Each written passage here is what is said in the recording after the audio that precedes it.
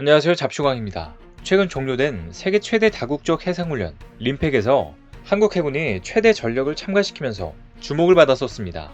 이번 림팩 전단은 역대 해군 해병대 해외훈련 참가 부대 중 가장 많은 전력과 병력으로 구성됐고, 최초로 우리 해군이 다국적 해군의 원정 강습단장 임무를 수행하기로 하면서 많은 관심이 쏟아졌는데요. 지난 5월 성대하게 진행된 출항식에서 우리 해군은 임무 완수의 각오를 다지고 위풍당당한 모습을 한껏 드러내며 기대감을 안고 태평양으로 향했습니다. 그런데 최근 뒤늦게 공개된 영상에서 한국 해군이 어이없게도 미사일 발사 실패를 했다는 소식이 알려져 충격을 주고 있다고 하는데요. 그런데 이 사태가 알고 보니 미국이 초래한 일이라서 많은 국가들이 깜짝 놀라고 있다고 합니다.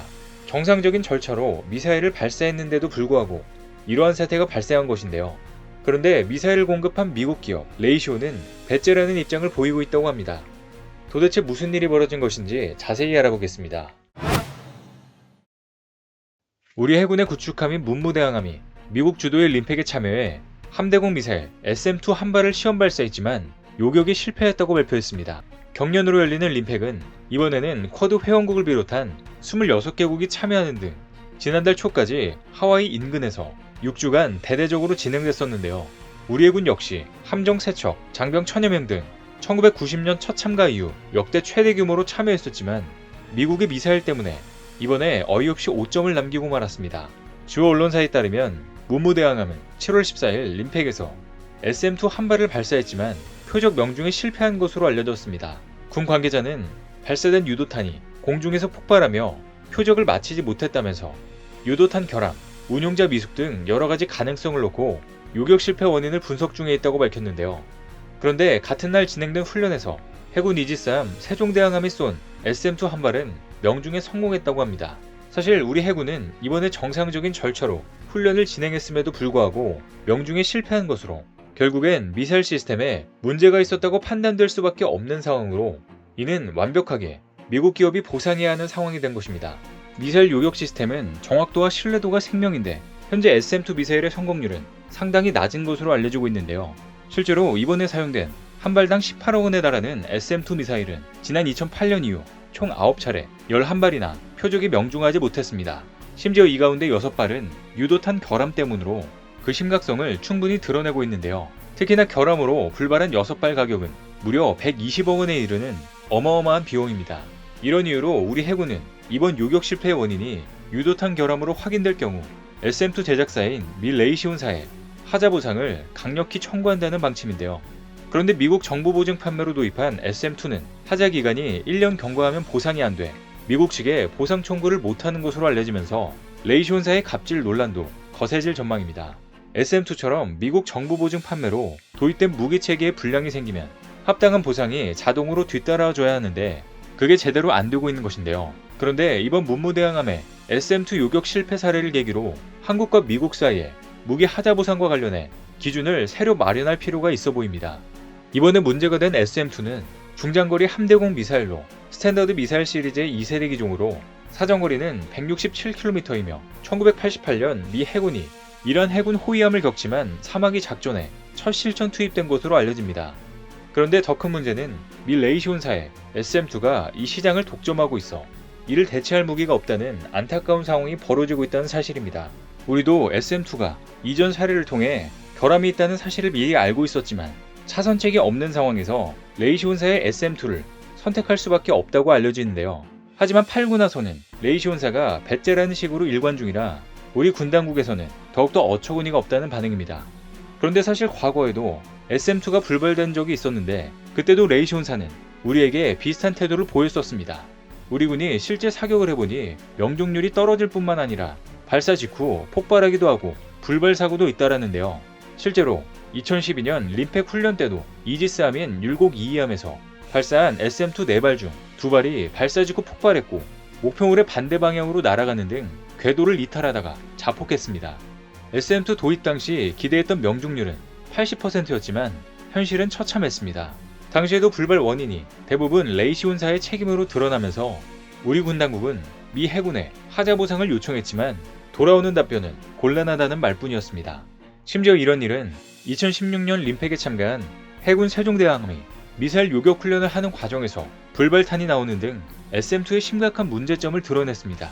당시 세종대왕함을 향해 적이 순항미사일을 2발 쏜 훈련 상황에서 이지스 레이더가 미사일을 포착해 유도탄 SM2 2발을 자동으로 발사했는데요.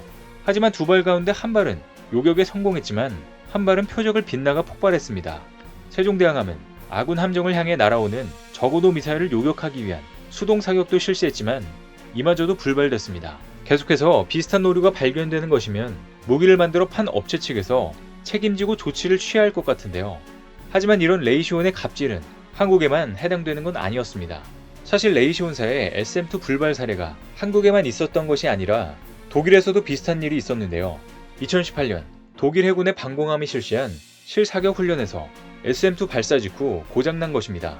당시 SM2가 불발되면서 미사일이 아직 캐니스터 안에 있는 동안 로켓 부스터가 타버리는 일까지 벌어지자 독일도 레이시온사를 향해 분노의 화살을 돌렸었습니다. 심지어 SM2는 미 해군에서도 문제가 되고 있는 상황으로 미군에서도 골칫거리입니다.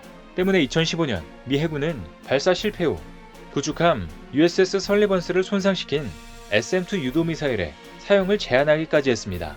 당시 버지니아 해안에서 미사일 훈련 중이던 미 해군은 SM2 발사 직후 화재가 발생해 구축함 설리번스까지 불이 번졌습니다. 당시 자료를 보면 SM2 미사일은 발사 직후 배 돛대 바로 위에서 폭발하며 항구 쪽과 주변 바다에 화편을 비처럼 쏟아냈습니다.